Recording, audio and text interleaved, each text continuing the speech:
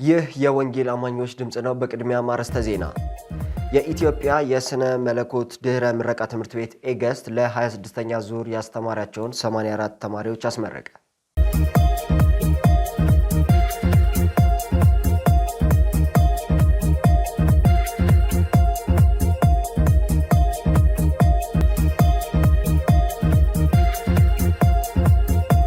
ተመልካቾቻችን መረጃዎቹን እየመራውን የተስፋ ኢየሱስ ፍቃዱ አብሬያችሁ ቆይታ አደርጋለሁ። ወደ ቀዳሚ መረጃችን ስናልፍ የኢትዮጵያ የስነ መለኮት ድህረ ምረቃ ትምህርት ቤት ኤገስት ለ26ኛ ዙር ያስተማራቸውን 84 ተማሪዎች አስመረቀ። ባልደረባችን አናንጉሴ ተጨማሪ አለው።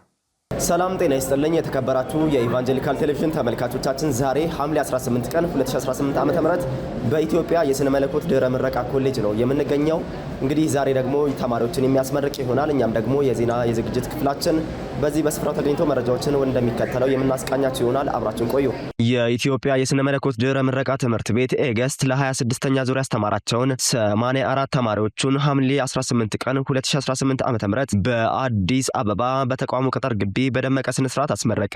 የኢትዮጵያ የስነ መለኮት ድህረ ምረቃ ትምህርት ቤት የ2026 በተለያዩ የትምህርት መርሃ ግብሮች በፖስት ግራጁዌት ዲፕሎማ ኢን ባይብሊካል ኤንድ ቴዎሎጂካል ስተዲስ፣ በማስተርስ ኦፍ አርትስ ኢን ዲቨሎፕመንት ስተዲስ፣ በማስተርስ ኦፍ አርትስ ኢን ፒስ ኤንድ ሰስቴናብል ዲቨሎፕመንት፣ በማስተርስ ኦፍ አርትስ ኢን ሊደርሺፕ ኤንድ ማኔጅመንት፣ በማስተርስ ኦፍ አርትስ ኢን ባይብሊካል ኤንድ ቴዎሎጂካል ስተዲስ፣ በማስተርስ ኦፍ ቴዎሎጂ እና በፒኤችዲ መርሃ ግብሮች በአጠቃላይ 84 ተማሪዎችን አስመርቋል። በተማሪዎቹ ምረቃ መርሃ ግብር ላይ የኢትዮጵያ የስነ መለኮት ድህረ ምረቃ ኮሌጅ ባለቤቶችና የኤገስት ባለድርሻ አካላት፣ የቤተ ክርስቲያን መሪዎች፣ የተማሪ ቤተሰቦችና ጥሪ የተደረገላቸው እንግዶች ተገኝተዋል። በምረቃ መርሃ ግብሩ ላይም የተለያዩ ባለድርሻ አካላት መልእክት ያስተላለፉ ሲሆን ተማሪዎች በተመረቁበት መስክ ኃላፊነታቸውን በሚገባ በመወጣት ለጌታ ለእግዚአብሔር ክብር፣ ለሰው ልጆችም ጥቅም እንዲሁም ለተገባ አገልግሎት እንዲያውሉ ጥሪ አስተላልፈዋል። ተማሪዎቹም እግዚአብሔር በሰጣቸው ዕውቀት ቤተ ክርስቲያንንና ሕዝባቸውን እንደሚያገለግሉ ቃል ገብተዋል። በመጨረሻም የኢትዮጵያ ወንጌላዊት ቤተ ክርስቲያን መካነ ኢየሱስ ፕሬዝዳንት ቄስ ዮናስ ሲገዙ ጸሎትና አባታዊ ቡራኬ በመስጠት መርሃ ግብሩ ተጠናቋል። ስሜ ዶክተር ተካልኝ ነጋ ይባላል። በኤገስት ያለኝ ኃላፊነት የአካዳሚክና የሪሰርች ጉዳዮች ምክትል ፕሬዝዳንት ነኝ። ለተመራቂዎች በመጀመሪያ ማለት የምፈልገው የረጅም ጊዜ ልፋታችሁን ፍሬ የምትበሉበት ጊዜ ላይ ስለደረሳችሁ የ2018 ተመራቂዎችን እንኳን ደስ ያላችሁ ማለት እፈልጋለሁ። ወላጆቻቸውን እንደገና ደግሞ የክብር እንግዶችና መምህራንንም ጭምር። ኤገስት እንደሚታወቀው በጣም በርካታ ፕሮግራሞች ናቸው ያሉት። ከፖስት ግራጁዌት ዲፕሎማ ጀምሮ እስከ ፒኤችዲ ድረስ ፕሮግራሞች አሉን። የፖስት ግራጁዌት ዲፕሎማችን በሙሉ ጊዜ የ1 ዓመት ፕሮግራም ነው። ከዛ ባሻገር ደግሞ የተለያዩ አይነት የማስተርስ ፕሮግራሞች አሉን። የመጀመሪያው የማስተርስ ፕሮግራም ከመጽሐፍ ቅዱስና ከስነ መለኮት ጋር ተያያዥነት ያለው ማስተርስ ኦፍ አርት ኢን ቢብሊካል ኤንድ ቴዎሎጂካል ስተዲስ የምንለው ነው። በሙሉ ጊዜ 2 ዓመት ይወስዳል። ከዛ ባሻገር ደግሞ በሊደርሺፕ ኤንድ ማኔጅመንትም የማስተርስ ኦፍ አርት ፕሮግራም አለን።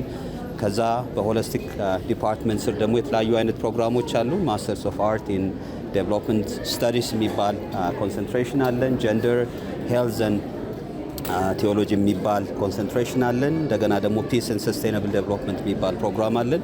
እነዚህ ፕሮግራሞች በዋነኛነት 2 ዓመት የሚፈጁ ፕሮግራሞች ናቸው። ከቴዎሎጂ ጋር በአንድ ላይ ተዋህደው የሚቀርቡ አይነት ፕሮግራሞች ናቸው። አንድ ሰው እነዚህን ፕሮግራሞች ከጨረሰ በኋላ በምርምር ብቻ የሚገኝ ደግሞ ማስተርስ ኦፍ ቴዎሎጂ የሚባል የ1 ዓመት የፉል ታይም ፕሮግራም አለን። ያንን የጨረሰ ሰው ደግሞ ትምህርቱን መቀጠል ከፈለገ የፒኤችዲ ፕሮግራም አለን። ቅድም በጠቀስኳቸው መስኮች ሁሉ ያም ማለት በቴዎሎጂ ዘርፉ ስንመጣ ቸርች ሂስትሪን ማሰብ እንችላለን። ስልታዊ ስነ መለኮት ማሰብ እንችላለን። የአዲስ ኪዳን መጽሐፍ ቅዱስ ጥናት፣ የብሉይ ኪዳን መጽሐፍ ቅዱስ ጥናት፣ ሚሽን ስተዲ፣ ተግባራዊ ክርስትና፣ ፐብሊክ ቴዎሎጂ ወይም የአደባባይ ስነ መለኮት የምንለው። ከዛ ባሻገር ኢስላም ኤንድ ኢንተርካልቸራል ስተዲስ የሚባሉ ፕሮግራሞች አሉ።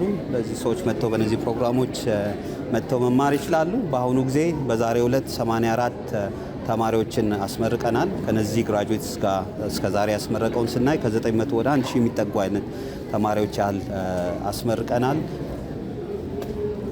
ሌላ የሚያስፈልግ ለመጀመሪያ ያቀድናቸው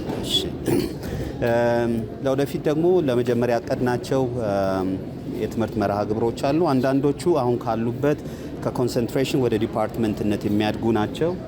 ለምሳሌ ያህል ሚሽን የሚባለውን ዲፓርትመንታችንን ወደ ሚሽን ኤንድ ኢንተርካልቸራል ስተዲስ ወደሚለው ማሳደግ እንፈልጋለን። እስከዛሬ ደግሞ ያልጀመርነው እያሰብን እያሰላሰልንበት እና በኮንሰፕት ኖት ደረጃ ያለን ከካውንስሊንግ ጋር ተያያዥነት ያለው ፕሮግራም አለን። በፒኤችዲ ደረጃ ደግሞ በዚህ ዓመት እንጀምራቸዋለን ብለን የምናስበው አለ። በሊደርሺፕ ኤንድ ማኔጅመንት ውስጥ ኦርጋናይዜሽናል ሊደርሺፕ የሚባለውን ፕሮግራም እንጀምራለን ብለን እናስባለን። ስሜ አስቴር ከበደ ይባላል። የ2026 ፒስ ኤንድ ሰስቴናብል ዴቨሎፕመንት ተመራቂ ነኝ። በኢገስት የነበረኝ ቆይታ ኢት ዋዝ ቻሌንጂንግ አት ዘ ሴም ታይም ብዙ ነገር የተማርኩበት ነው። ኢገስት ማለት ለኔ እምነታችንን በተግባር እንዴት በዚህ ምድር ልንኖረው እንደሚገባ የተማርኩበት ስፍራ ነው። ብዙ ቻሌንጆች ነበሩ። ከቤተሰብ ኃላፊነት ጋር፣ ከስራ ጋር ትምህርትን አያይዞ መሄድ ትንሽ ይከብዳል፣ ግን በእግዚአብሔር እርዳታ ይህንን አልፈናል። ኢገስት እግዚአብሔር የሰው ልጆችን ወደ ምድር የላከበትን ዓላማ በሚገባ እንዲፈጽሙ ኢኩፕ የሚያደርግ ተቋም ነው። ማስተላለፍ የምፈልገው መልእክት ያው ሁሉም ነገር በእግዚአብሔር እርዳታና በእግዚአብሔር ጊዜ ሲሆን ነው የሚስተካከለውና ውጤታማ መሆን የሚቻለው። ከኛ ግን የሚጠበቀውን ነገር ልንፈጽም ይገባል። አንደኛ በእግዚአብሔር መታመን፣ በእግዚአብሔር ጸጋ ላይ መታመን፣ በተረፈ ደግሞ የራሳችንን ጥረት ስናደርግ ስኬትን እናገኛለን። አመሰግናለሁ። ስሜ ቢቂላ በያ እባላለሁ። የኢገስት ማኔጅመንት ሊደርሺፕ ዲፓርትመንትን የተመረቁት እግዚአብሔር ላደረገልኝ መልካም ነገር በጣም እግዚአብሔር እናመሰግናለሁ። ደግሞ የነበረን ከክላስ ሜቶቼ ጋር የነበረን ጥሩ ግንኙነትም ጥሩ ነበረ። ግቢው የሚገርም ነው። ብዙ የእግዚአብሔርን ቃል በተግባር እንዴት መኖር እንደሚገባ የተማርኩበት ነው። እንደ አካዳሚክ ኢንስቲትዩሽን ሳይሆን የህይወትን መርህ ያገኘሁበት ነውና በጣም ደስተኛ ነኝ። በተለይ መምህራኖቹ ቅኖች ነበሩ። ከህይወታቸው ብዙ የተማርኩበት ስለነበረ በእውነት ለነበራቸው መልካም ምግባር ላመሰግናቸው ፈልጋለሁ። ከሁሉም በላይ ግን እግዚአብሔር ለዚህ ቀን ስላደረሰኝ እግዚአብሔርን ማመስገን እፈልጋለሁ። አመሰግናለሁ። ስሜ ቤተልሔም መስፍን ይባላል። በኢገስት ውስጥ የማስተር ኦፍ አርትስ ኢን ዴቨሎፕመንት ስተዲስ ተማሪ ነበርኩኝ። ባለፉት 3 ዓመታት በጣም ጥሩ ቆይታ ነበረኝ በኢገስት ውስጥ። በጣም ጥሩ ብቁ የሆኑ አስተማሪዎች አሉ። እንዲሁም ደግሞ ቤተሰብም ጓደኛም የሚሆኑ ብዙ ልጆችን አትርፌበታለሁ። በዛሬው ቀን ደግሞ ይሄን የመሰለ ደስ የሚል መርሃ ግብር ነበረ። ማስተላለፍ የምፈልገው መልእክት ኢገስት ማንም ሰው ቢመጣ እዚህ ቢማር በጣም የላቀ እውቀትን ለፕሮፌሽኑም ለአገልግሎትም ቢሆን በብዙ መንገድ የሚጠቀምበት ቦታ ነው። እዚህ እንድትማሩ ማስተላለፍ እወዳለሁ። እሺ፣ ስሜ ኤፌሶን ካስትሮ ይባላል። እኔ ማስተርሴን የጨረስኩት በቢብሊካል ስቴዲ እና ቴዎሎጂ ነው። የ2 ዓመት ፕሮግራም ነው እና እንደምታውቁት ቴዎሎጂ ያው በእግዚአብሔር ቃል ላይ ጥልቅ እውቀት እንዲኖረን የሚያደርግ አንዱ ፕሮግራም ነው እና በነበረን በ2 ዓመት ቆይታ ብዙ የእግዚአብሔርን ቃል ዲግ ለማድረግ እድል አግኝተናል። ብዙ ትጋትን ይፈርትን ከኛ የሚጠይቅ ጊዜ ነበር። እግዚአብሔር ረድቶን ለዚህ ቀን ስለደረስን በጣም ደስተኞች ነን። በተለይ ቴዎሎጂ ትምህርት ለእግዚአብሔርን ቤት ለማገልገል ህዝብን ለማገልገል ሰዎችን የሚያስታጥቅ ስለሆነ ብዙ ሰዎች መጥቶ ይሄን እድል ቢያገኙ ቢማሩ ለማለት ወዳለሁ። አመሰግናለሁ። ስሜ ሚኪያስ ተስፋ ይባላል። በኢገስት ውስጥ በፖስት ግራጁዌት ዲፕሎማ ወይ ደግሞ ፒጂዲ ቢብሊካል ቴዎሎጂካል ስተዲስ ነው የጨረስኩት። ኢገስት በነበረኝ ቆይታ ራሴን በእግዚአብሔር ቃል እውቀት ማሳደግ ችያለሁ። ለሚኖረኝ የቤተ ክርስቲያን አገልግሎት የታጠቀና በእግዚአብሔር ቃል የታነጸ እና ደግሞ ተገቢውን እውቀት ይዤ ደግሞ ቤተ ክርስቲያንና የእግዚአብሔርን ሕዝብ ለማገልገል ረድቶኛል ማለት ነው። በአጠቃላይ ደግሞ በቴዎሎጂ ክላስ ውስጥ መማር ጠቀሜታው ነገር ነው ያለው ፋይዳ ስለ መለኮት መማር ለሁሉም ሰው የሚበረታታ ነው።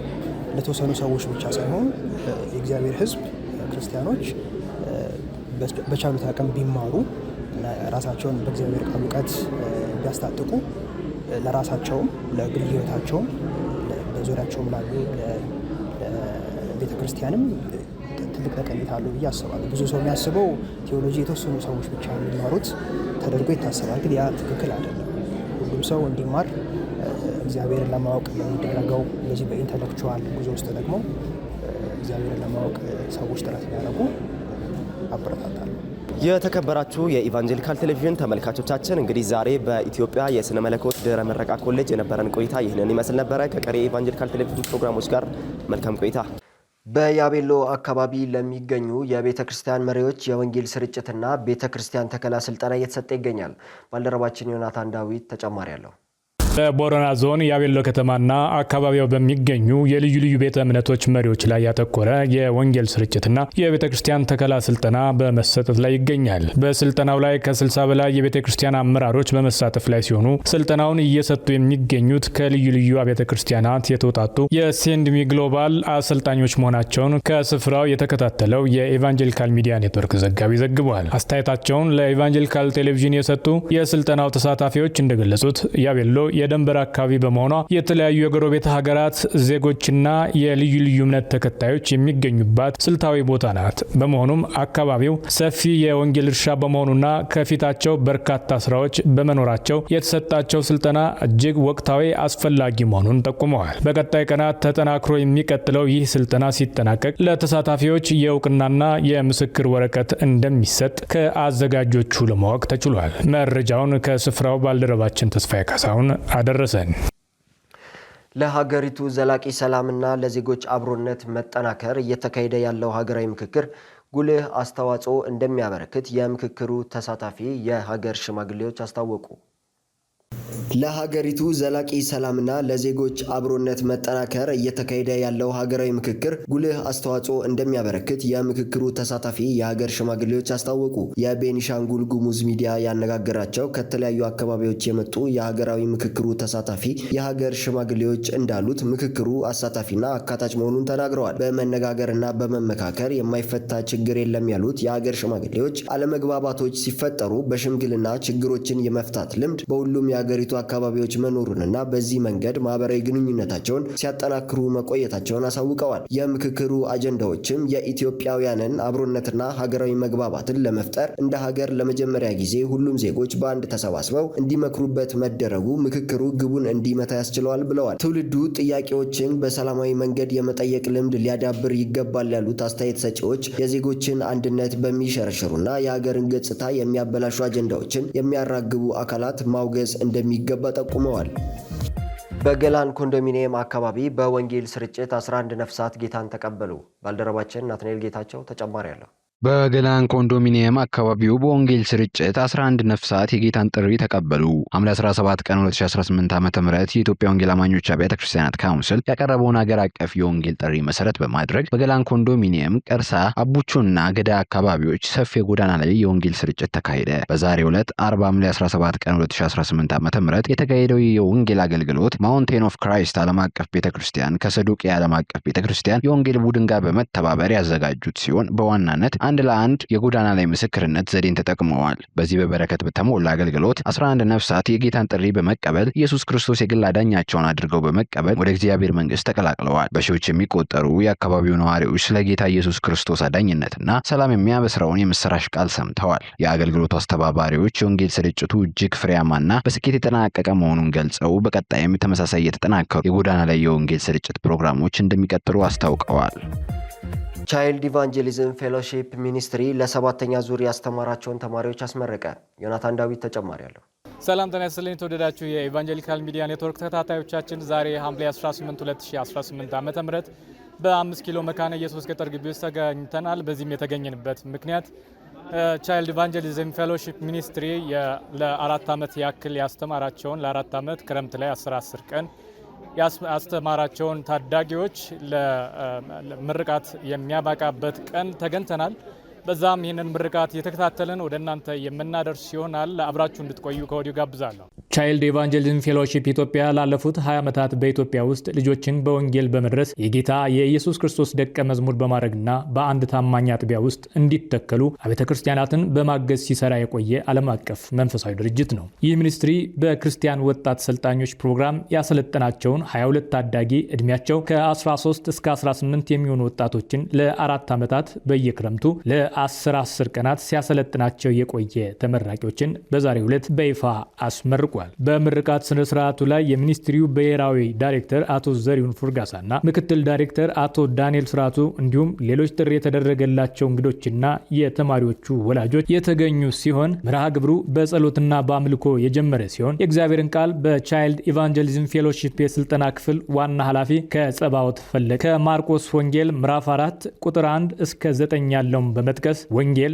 ዋና ነገራችን ነው በማለት ስለ ወንጌል ባላደራነት መልእክት አስተላልፈዋል። ታዲያ እነዚህ የተመረቁ ታዳጊዎች ከምረቃ በኋላ ወደ የመጡበት አካባቢ በመመለስ በየአጥቢያ ቤተክርስቲያናቸው ለ5 ቀናት ፕሮግራም በማዘጋጀት ልጆችን እንደሚያስተምሩና አካባቢያቸውን፣ ጓደኞቻቸውን፣ ቤተሰቦቻቸውን ሁሉ ሳይቀር በወንጌል እንደሚደርሱ ለመገንዘብ ችለናል። መኮንን እባላለሁ። ባለትዳርና የ7 ልጆች እናት ነኝ። በቻይልድ ኢቫንጀሊዝም ፌሎሺፕ ውስጥ የፕሮሞሽንና ፓርትነርሺፕ ዲፓርትመንት ኃላፊ ሆኜ ያገለግላለሁ። የቻይልድ ኢቫንጀሊዝም ፌሎሺፕ ዋናው ራዕያችንና ተልዕኳችን ልጆችን በወንጌል መድረስ፣ በወንጌል የተደረሱትን የጌታ ደቀ መዝሙር ማድረግና በአንድ አጥቢያ ተተክለው እንዲያድጉ ቤተክርስቲያንን ማገዝ ነው ኃላፊነት። የዛሬው ፕሮግራማችን በቻይልድ ኢቫንጀሊዝም ፌሎሺፕ በጣም ትልቅ ከምንለው ፕሮግራማችን አንዱ ነው። የሲዋይ ወይም ክርስቲያን ዩዝ ኢን አክሽን የሚባል ፕሮግራም ነው። ይህ ፕሮግራም ታዳጊ ወጣቶችን እድሜያቸው ከ13 ዓመት እስከ 18 ያሉ ታዳጊ ወጣቶችን ለ10 ቀን ለ4 ዓመት አስተምረን ዛሬ በድል በደስታ የምናስመርቅበት ትልቅ በዓላችን ነው። እንኳን ደስ አላችሁ። ደስ ብሎናል። ስሜ ከጸባዖት ፈለቀ እባላለሁ። በቻይልድ ኢቫንጀሊዝም ፌሎሺፕ ውስጥ ስልጠና ክፍልን አስተባብራለሁ ማለት ነው። እንግዲህ ቻይልድ ኢቫንጀሊዝም ፌሎሺፕ ልጆችን በወንጌል የሚደርስ የክርስቶስ ደቀ መዝሙር እንዲሆኑ በማድረግ በአንድ አጥቢያ ቤተክርስቲያን ውስጥ ተተክለው እንዲያድጉ ቤተክርስቲያንን የሚያግዝ ዓለም አቀፋዊ የሆነ ድርጅት ነው ማለት ነው። እንግዲህ አሁን ደግሞ ከምንሰጣቸው ስልጠናዎች አንዱ ክርስቲያን ዩዝ ኢን አክሽን ወይም CYIA የሚባለውን ስልጠና እያከናወነ እንገኛለን። ቻይልድ ኢቫንጀሊዝም ፌሎሺፕ ውስጥ በኢትዮጵያ ውስጥ ከተመሰረተ 20 ዓመታትን ሆኖታል። በእርግጥ የተለያዩ ስራዎችን ይሰራል። በዋናነት ግን የመጀመሪያው ስልጠናዎችን ይሰጣል። የተለያዩ ስልጠናዎችን ከ1 ቀን ጀምሮ እስከ የተለያዩ የኢንተርናሽናል ሰርቲፊኬትና ኢንተርናሽናል ዲፕሎማ ያላቸውን ስልጠናዎችን በተለያየ አይነት መርሃ ግብር ይሰጣል። ሁለተኛው ደግሞ አገልግሎትን ያገለግላል። ያ ማለት በቀጥታ ልጆች ጋር ሄደን ምን አይነት አገልግሎት ማገልገል እንዳለብን ከሰለጠንም በኋላ ሄደን ልጆችን እንድናገለግል የተለያዩ መድረኮችን ያዘጋጃል ማለት ነው። በቤተ ክርስቲያን ውስጥ እንዲሁም ደግሞ በቤት ውስጥ በሰፈር ውስጥም ልጆችን በወንጌል እንድንደርስ የተለያዩ ፕሮግራሞችን ያደርጋል። በተጨማሪ ደግሞ ለአስተማሪዎችም እንዲሁም ደግሞ ለመሪዎች፣ ለወላጆች የሚሆኑ መጽሐፍቶችን አዘጋጅቶ ልጆች ለቤተ ክርስቲያን አስተማሪዎችና ለመሪዎች ያቀርባል ማለት ነው። እንዲሁም በተለያዩ ሚዲያዎች ደግሞ ልጆችን በወንጌል እየደረስን እንገኛለን። በተጨማሪም ደግሞ በጥናትና ምርምር ዲፓርትመንት አለን። ያ ደግሞ ሀገራዊ የሆነውን የልጆች አገልግሎትን በማጥናት ምን ደረጃ ላይ እየደረሰ እንዳለ እንዲሁም ደግሞ የሚያስፈልጉ የልጆች ማቴሪያሎችን በዝግጅት ላይ እንገኛለን ማለት ነው። ስሜ ኤርሚያስ ትግስቱ ነው የሚባለው። የመጣሁት ከድሬዳዋ ከተማ ሲሆን በሲዋይ ተመራቂ ነኝ እና በእነዚህ የሲዋይ ፕሮግራሞች ላይ በጣም ጥሩ ጊዜ ነው ለወጣቶች እንዳጠቃላይ ወጣቶች የተመረቅን ወጣቶች የተጠቀም ነው። እንግዲህ 4 ዓመት ነው በእነዚህ ጊዜያቶች ያሳለፍ ነው። በየ4 ዓመቱ ደግሞ 10 ቀን በዚያ ቆይታ እናደርጋለን። 4ቱንም ዓመት ነው ለመናገር እንደው በጣም ጥቅም ለኔ ስለሰጠኝ እና ከተጠቀምኩበት ነገር አንጻር ስለ መንፈሳዊ ነገር በጣም ያደገበት ስለ ጌታ ኢየሱስ ክርስቶስ በደንብ ያወቅኩት እና ይበልጥ ደግሞ እግዚአብሔር እንድረዳ እንትን ያልኩበት ፕሮግራም ነው። እኔ ሲዋይን ለመግለጽ ትንሽ ቃል ያጥረኛል። ምክንያቱም እግዚአብሔርን የምናውቅበት ከተማ ሁላ በጣም ለኛ ሐሴትን የሚሰጥ ነገር ስለሆነ በጣም እደሰታለሁ። በሲዋይ የነበረን ቆይታ የመጀመሪያው ስልጠና ነው ለሲዋይ የሚሰጠው። በዛ ስልጠና ስለ ልጆች አገልግሎት ይሰጣል። በጣም ሲዋይን ደስ የሚያሰኘኝ ነገር ምንድነው? ልጆች አገልግሎት ላይ እንድናገለግል ብቻ ሳይሆን መጀመሪያ ራሳችን ብቁ እንድንሆን ነው የሚያደርገን እና በዚህ ፕሮግራም ላይ የመጀመሪያው ጥቅም እኛን ነው የሚጠቅመን። ሲዋይ በወጣትነት እድሜያችን ላይ እንዴት በመንፈሳዊ ሕይወታችን እንዴት መቆየት እንዳለብን፣ ወጣትነትን ተግዳሮት ደግሞ እንዴት ማለፍ እንዳለብን በዚያ የምንቆይ ይሆናል ማለት ነው። ይህንን እየተማርን ከዚያ በኋላ ደግሞ ልጆችንስ ደግሞ እንዴት ነው በወንጌል መድረስ የምንችለው ብለን ደግሞ በደንብ ስለሱ ደግሞ እንማራለን ማለት ነው። እንግዲህ የሴፍ ዋና ዓላማ በመጀመሪያ ልጆችን በወንጌል መድረስ ነው። ከዛ በወንጌል የተደረሱ ልጆችን ደግሞ በአንድ አጥቢያ ቤተክርስቲያን ላይ ደግሞ እንዲቆዩ ከዚያም ደግሞ ደቀ መዝሙር ተደርገው ደግሞ ዲሳይፕል መደረግ ነው ማድረግ ነው ዋናው ስራው ማለት ነው። በዚህ በጣም ተገንብተናል። ደግሞ እንደ ኢትዮጵያ ደግሞ በቤተክርስቲያናችን አልፈም ደግሞ በከተማችን በአካባቢያችን ደግሞ ይህንን አገልግሎት እናገለግላለን ብዬ አምናለሁ። ጌታ ይረዳናል። ተመልካቾቻችን የነበረን ፕሮግራም ይህንን ይመስል ነበረ። እንግዲህ በዚህ የምርቃት ፕሮግራም ወጣቶች ከተለያየ ስፍራ ከአራቱም አቅጣጫዎች መጥተዋል። እነዚህ ተማሪዎች እንግዲህ ተመርቀው ተመልሰው ወደ ሀገራቸው ተመልሰው ሂደው ወንጌልን እንደሚሰሩ ህጻናት ላይ ይህንን ወንጌል በመስራት እንደሚያሳልፉ ከዛም ደግሞ ቀደም ብለው ይህንን እዚሁ በዚህ ሚኒስትሪ ውስጥ ልምምዱን ወይም ደግሞ ፕራክቲሱን እንደሚያደርጉ ሰምተናል። አብራችሁን ስለቆያችሁ እናመሰግናለን። ዮናታን ነኝ ለኢቫንጀሊካል ሚዲያ ኔትወርክ አዲስ አበባ መካነ ኢየሱስ ግቢ። በመጨረሻም አንድ ከውጭ ወዳገኘነው መረጃ ስናልፍ በኢራን የክርስቲያን ሳተላይት ቲቪ ጣቢያዎችን መመልከት ወንጀል ተደረገ።